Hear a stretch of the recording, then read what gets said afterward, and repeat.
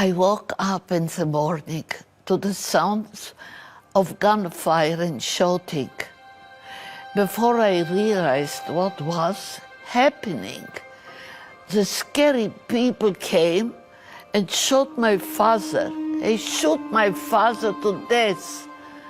My mother protected me and tried to save me, but they also murdered her, stabbing her repeatedly with a knife in front of my eyes.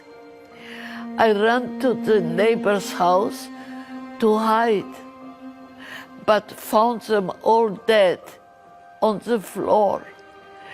I hid quietly in the closet for 15 hours, and that's how I survived.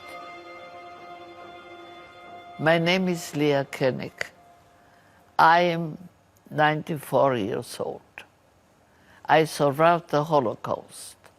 I've experienced horrors, but this is not my story.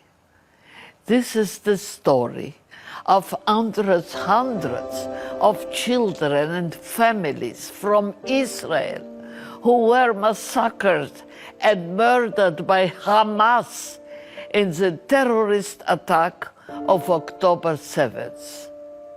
Now I must tell their story as well.